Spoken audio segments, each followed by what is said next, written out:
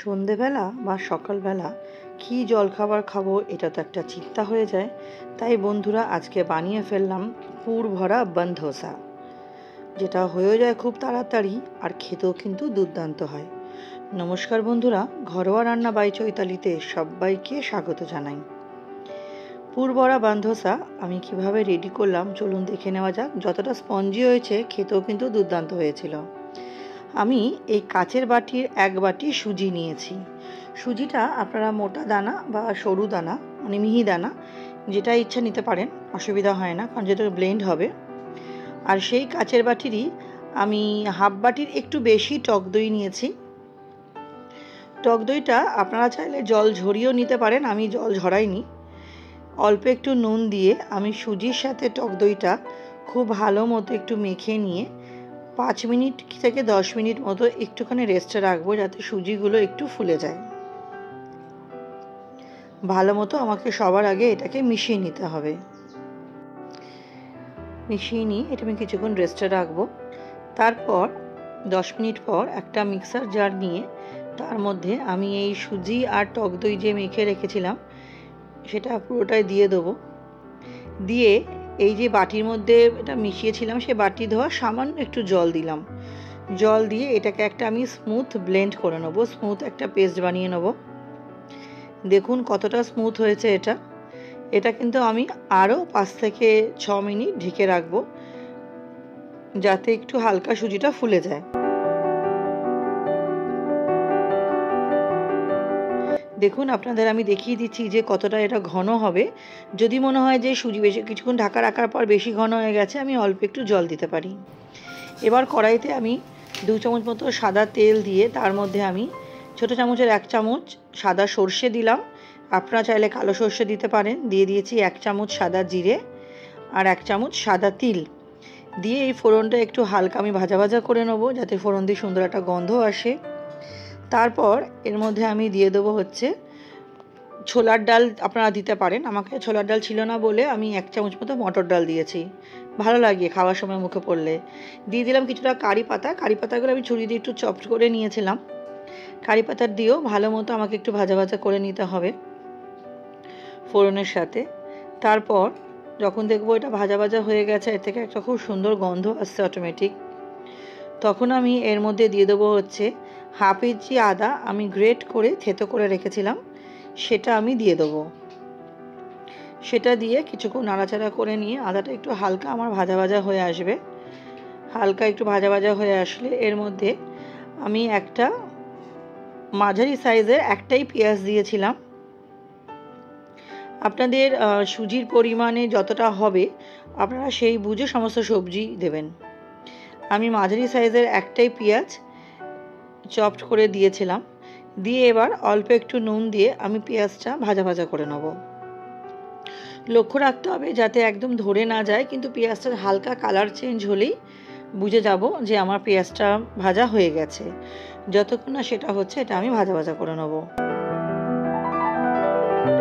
বন্ধুরা এটা খেতে এতটাই দুর্দান্ত হয়, আপনি একটা থেকে দুটো, তার বেশি খেতে পারবেন না। এটা আমি তো একটাই খেতে পেরেছি। এবার সুজিটা দেখলাম 5-6 মিনিট পর ভালো একটু ফুলে গেছে। এর মধ্যে আমি যেটা ফোড়নে ভাজা করেছিলাম সেগুলো সমস্ত দিয়ে দেবো। সেটা দিয়ে আমি কিছুটা ধনেপাতা দেবো। ধনেপাতা দিয়ে এটা একটু ভালো মতো আমি মিশিয়ে নেব। অল্প একটু নুন দিলাম, আর একটু নুনটা অবশ্যই আপনাদের স্বাদ অনুযায়ী দেবেন। আমি চিনি দিলাম সমস্ত স্বাদকে ব্যালেন্স করতে। দিয়ে আমি খুব ভালো মতো এবার মিশিয়ে নেব।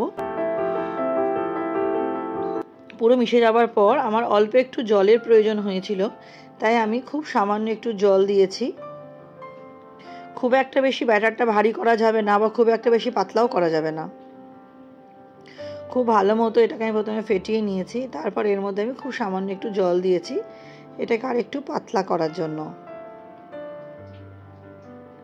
মানে অতিরিক্ত ভারী থাকলে আবার এটা ফুলবে না। এবার আমি এদিকে আলুর একটা স্টাফড রেডি করব। তার জন্য আমি কড়াইতে আর একটু তেল দিয়ে দিলাম সাদা সর্ষে দিয়ে দিলাম কারি পাতা।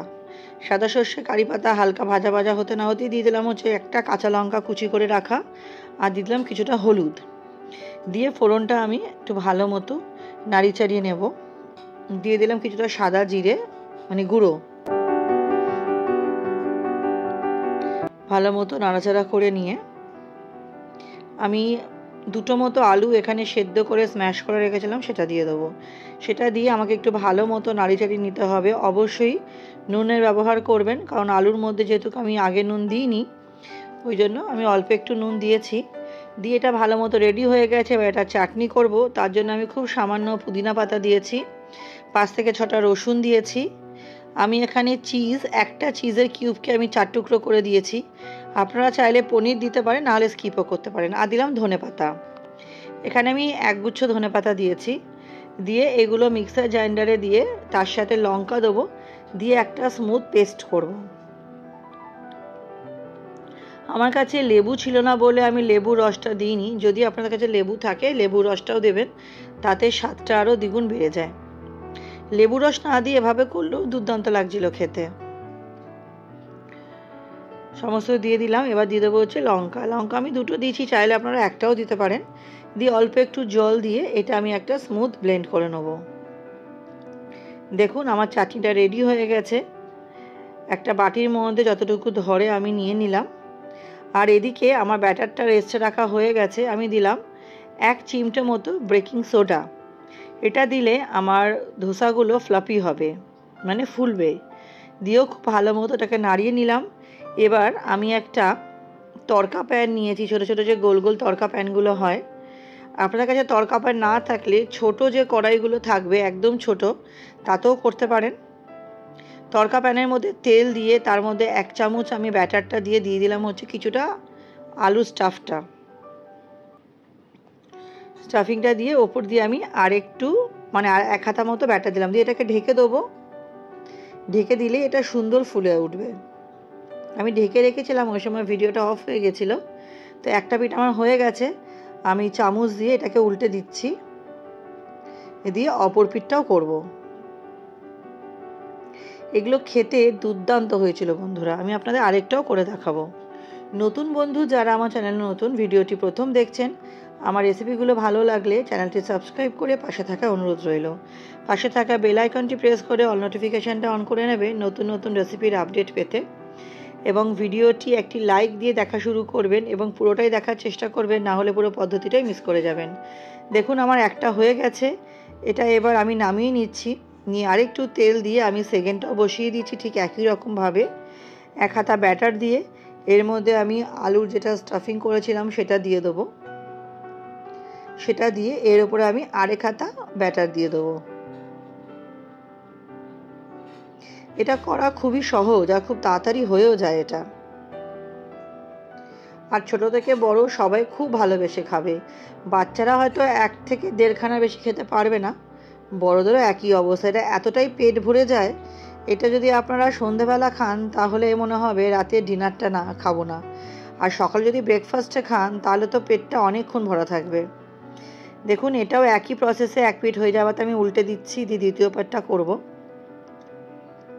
রেসিপিটা ভালো লাগলে অবশ্যই ফ্রেন্ডস ফ্যামিলির সাথে শেয়ার করবেন। কেমন লাগলো সুন্দর সুন্দর কমেন্টের মাধ্যমে উৎসাহিত করবেন। আপনাদের একটা কমেন্ট বা একটা লাইক আমাদের অনেক উৎসাহিত করে এগিয়ে যাওয়ার জন্য বন্ধুরা। একটা একটা করে আমার সবগুলোই করা হয়ে গেল। দেখুন এটা দেখতে কতটা সুন্দর হয়েছে বন্ধুরা। অবশ্যই আমার মতো করে বাড়িতে একবার ট্রাই করবেন, কেমন লাগলো কমেন্ট সেকশানে জানাবেন কিন্তু অবশ্যই। দেখুন আমার একটা একটা করে সবগুলোই রেডি হয়ে গেছে। আমি আপনাদের একটা কেটেও দেখাবো কতটা ফ্লাফি হয়েছে। তাহলে রেসিপিটা কেমন লাগলো অবশ্যই জানাতে ভুলবেন না। আজকের মতো ভিডিওটা এখানেই শেষ করছি। আমার সাথে ভিডিওটি শেষ অবধি দেখার জন্য আপনাদের সকলকে অনেক ধন্যবাদ। নেক্সট দিন আবার হাজির হয়ে যাব নতুন কোনো রান্নার সাথে। সবাই খুব ভালো থাকবেন, সুস্থ থাকবেন।